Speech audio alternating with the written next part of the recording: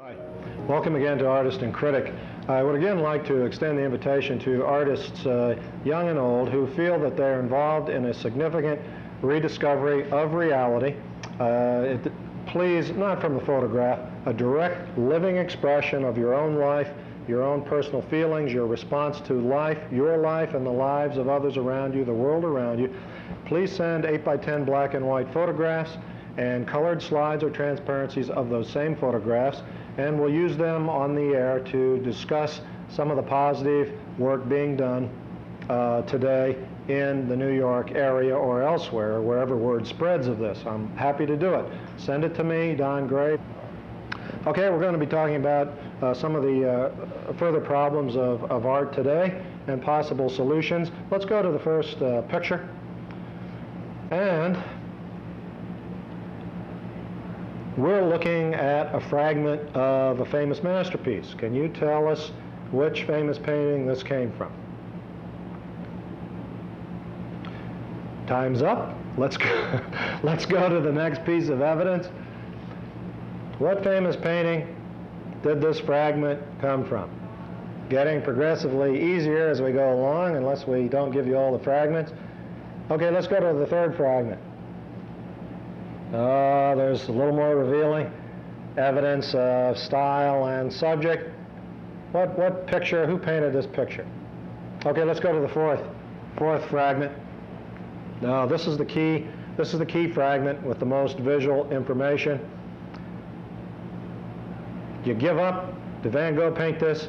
I'll bet you think this is one of Dan Flavin's light sculptures, don't you? No, well, it isn't. Let's give you the answer. Let's pan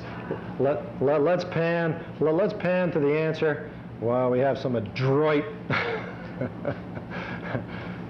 we'll let you see the whole thing. I won't give you the answer. It's a Mondrian. No. Peter Paul Rubens, 17th century Flemish Baroque painter, the rape of the daughters of Lysippus, and only in the 20th century at this time of permissiveness could we show you this picture. They keep this in a secret room in the Louvre that, above 18 years old, accompanied by a parent, can you see the picture? Now, what point are we trying to make? Well, as Harrington sets up his camera on the next set of pictures, we've seen enough of the Rubens. One of the problems of our time is the fragmentation of reality. Because of the development of the abstract vision, the idea of focusing on small parts of an object of reality, for example, tree bark or the mixture of sand against glass, in these basic textural studies, perhaps developed at the Bauhaus in Germany in the 19-teens and 20s, we've lost a sense of the whole vision, our whole vision of reality. Let's go to the first picture. Can you tell me what that is? Well, what is this? Obviously it's an abstract, it's a photograph. Someone has seen some abstract forms, some forms in reality, and they chose to move in on the circular patterns of it. Okay, let's go to the next one. What are we looking at here? Close-up of something. We lose a sense of the whole. It's a fragment. There's a sense of design there. There's a certain pleasing abstract design with the sense of those lighted points against the broader areas and the triangular shadows and so forth, but it's meaningless relating it to an object of the real world. Let's go to the next one. Another abstract photograph. Dynamic diagonals of light against darker, wider diagonals of dark. This is the abstract vision so dominating our time in the whole 20th century. But what are they? We lose sight of the whole world, the whole object. Let's go to the whole object.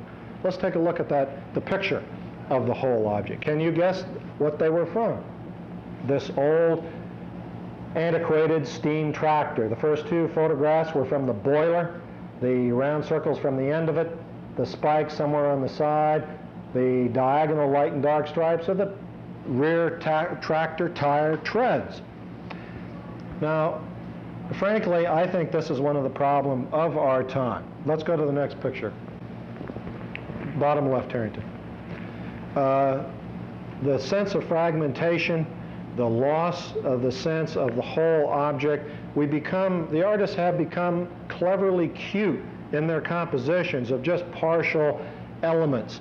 We look at a James Rosenquist color lithograph adapted from his World's Fair mural at Expo 67, Fire Pole.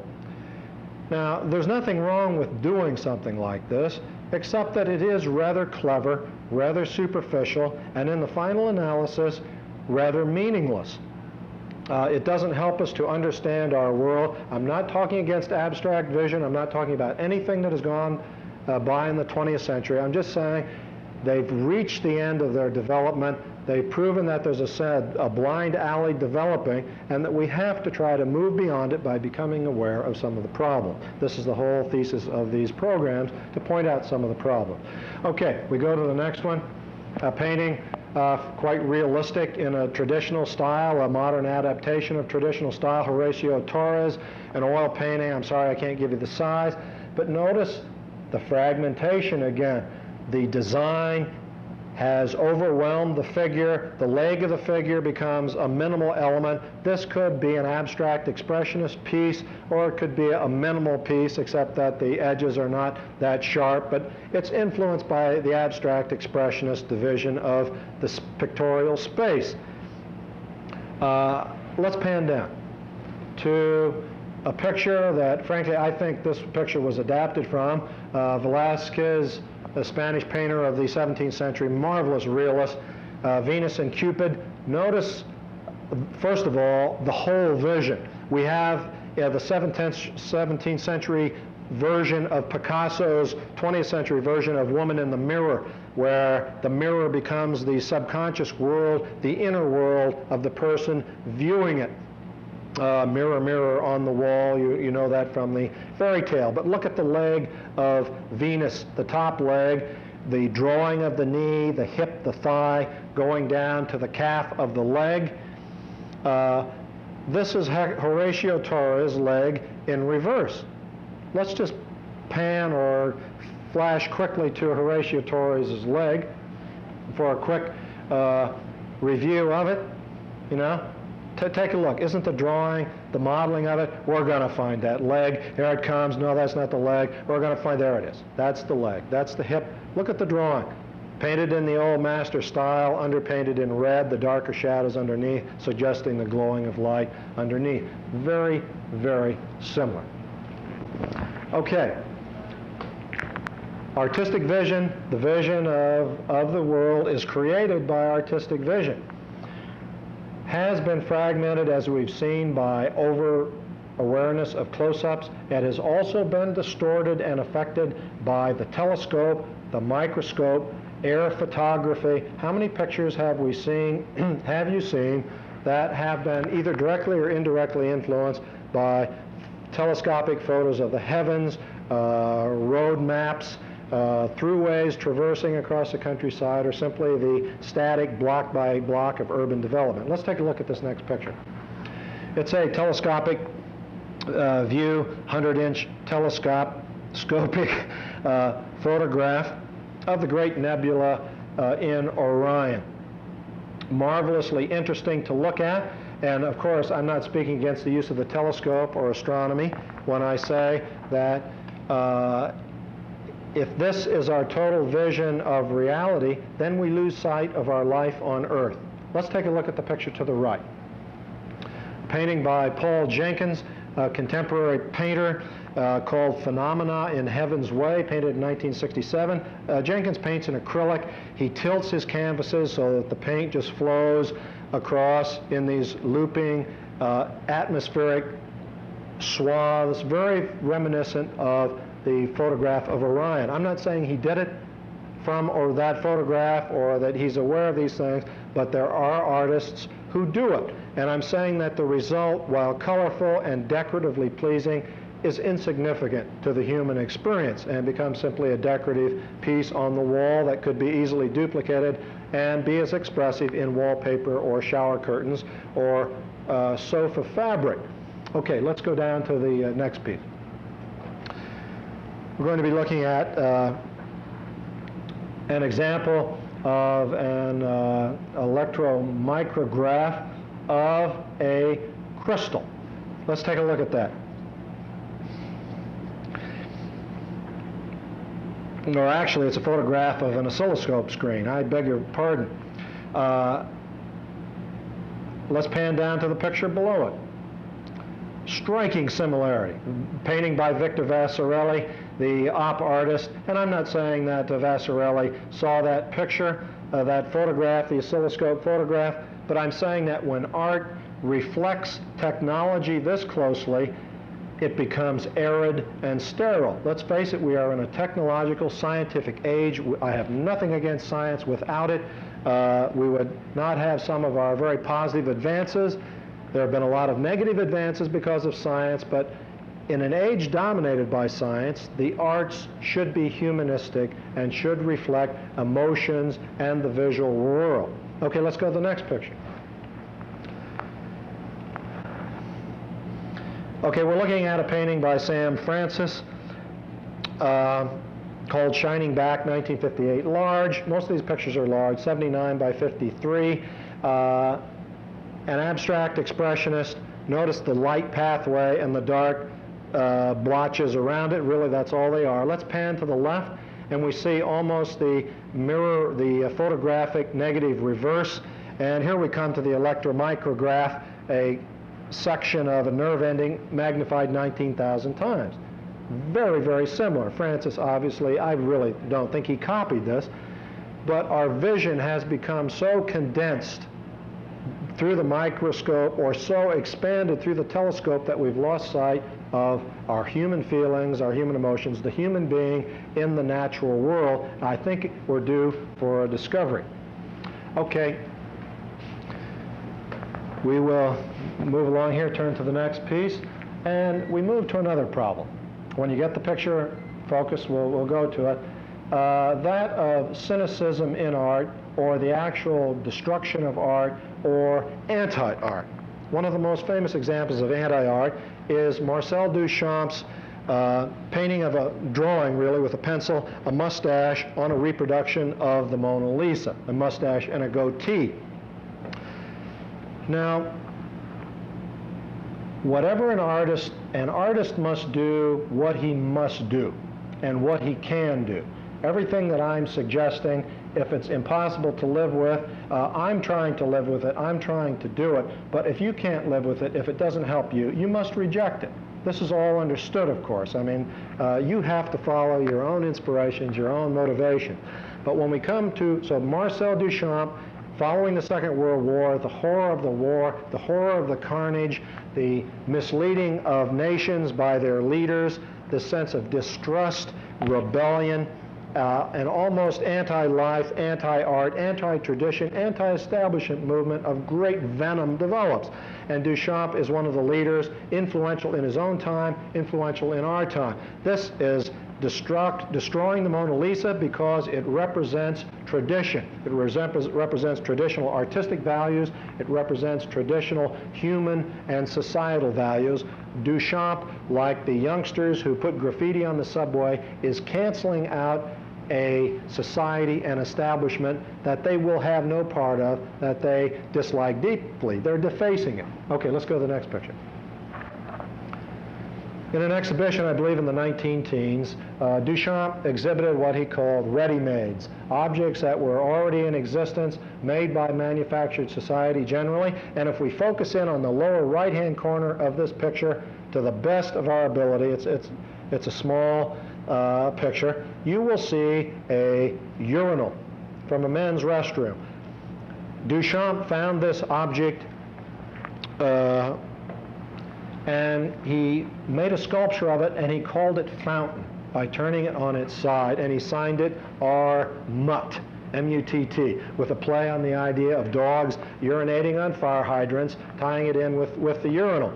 Now, everything in nature, in reality, has character, has substance. That's one of the beauties that artists, that realist artists, reveal. And I look around at water coolers and hear cameras, camera people, chairs, clocks.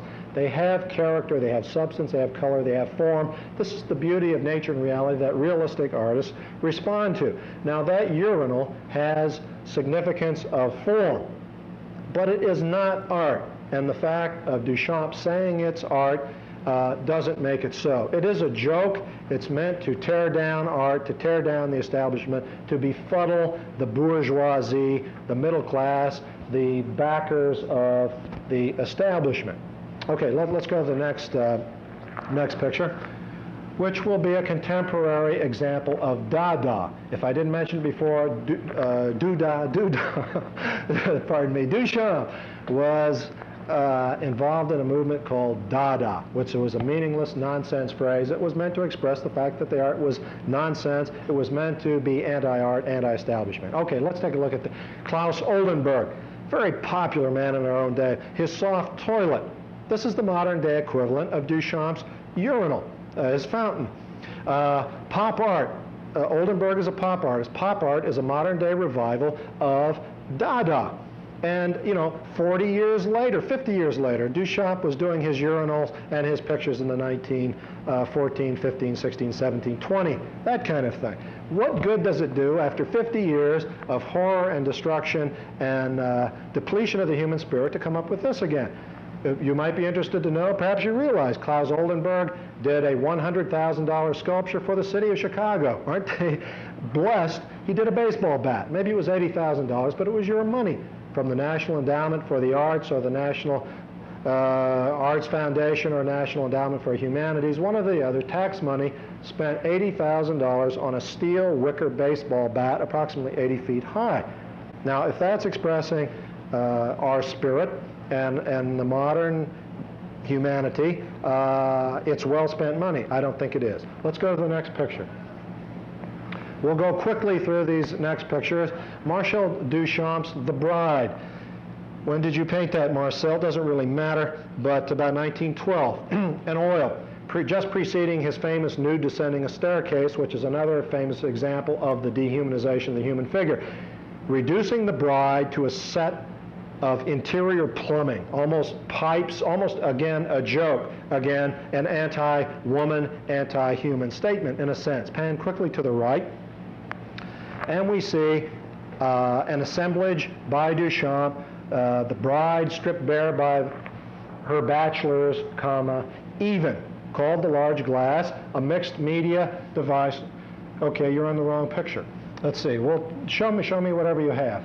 Put whatever on you have. We'll talk about it. Okay, Duchamp in his assemblage, the large glass, influenced another pop artist, many later generations of artists. Jim Dine, pop artist, 5 toothbrushes on a black background. Real toothbrushes attached to a black background. No one is going to deny that there's a certain hypnotic effect of the light central toothbrushes on the black background, but the important question is, will it last through the ages? Does it signify something of profundity of the human spirit? No, I don't believe it does. I believe it's trickery, working simply with materials, and is meaningless. Let's go down to the comb. Done in about 1961, Jim Dine's picture.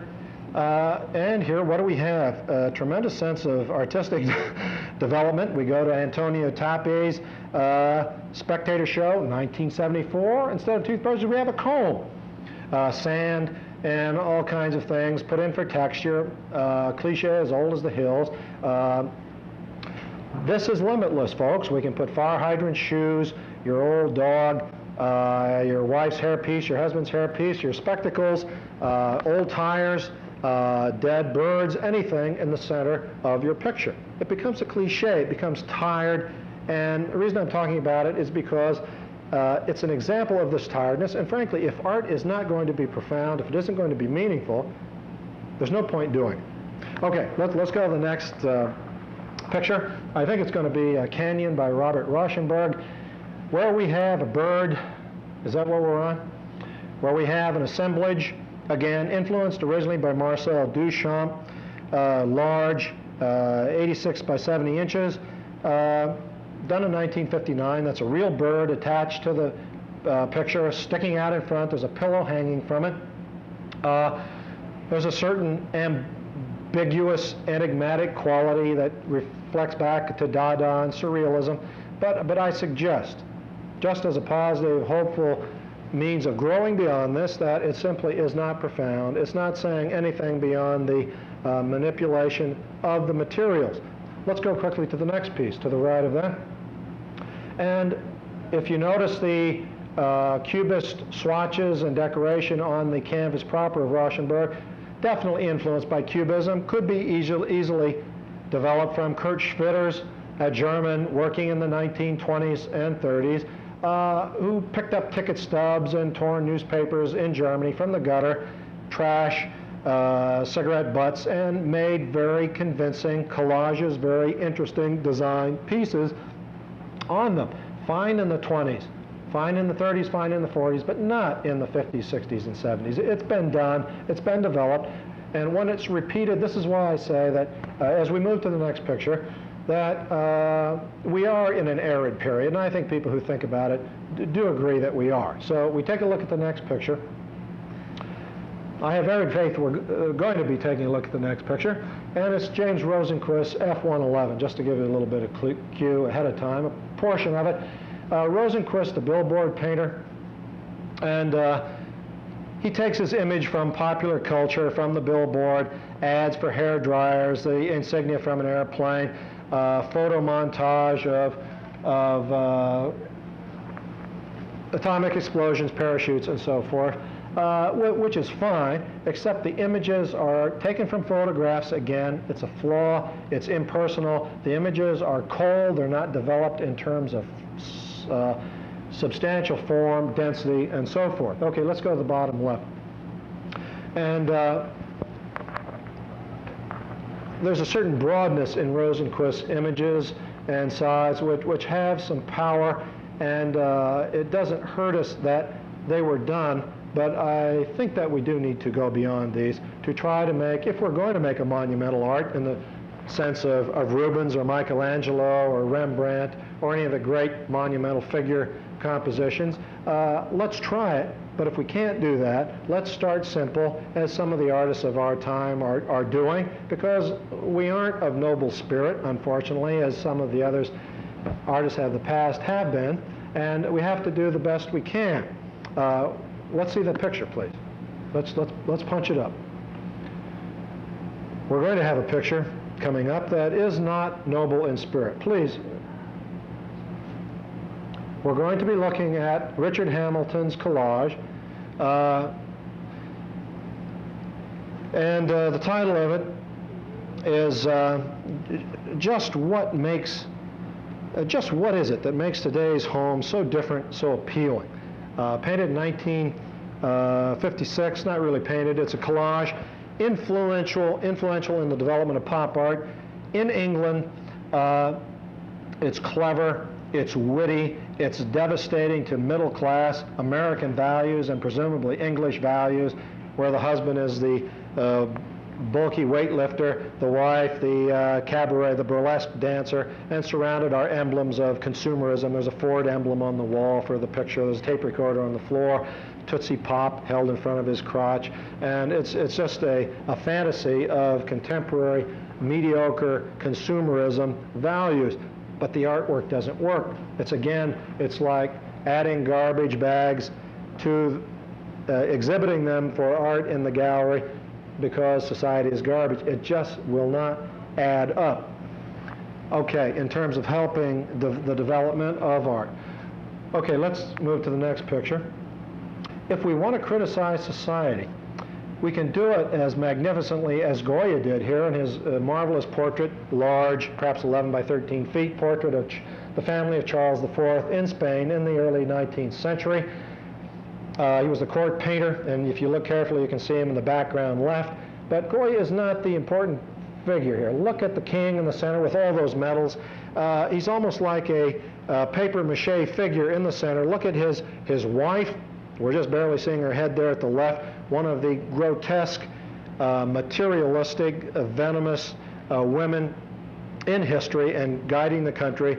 The king would go in and say, "How's everything going?" and feel that his kingly duty was done for the day and leave.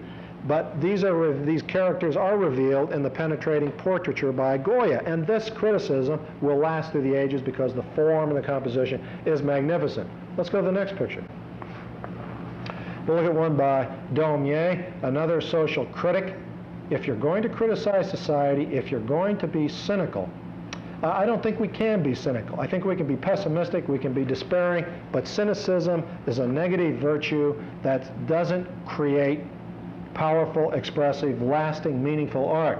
In this picture by Daumier, the French painter of the 19th century and lithographer, we have a picture of the legislature entitled The Legislative Belly, a pun upon the fat grossness, the living off the people of these venal creatures. But look at the drawing, the solidity, the form, the character verging on caricature of these people. If we're going to criticize, let's do it with artistic power, convincing artistic means. Let's come up with an art of vigor, profundity, and power for our own time, even if we begin from simple, humble origins. Thanks very much. We'll see you next time. Bye-bye.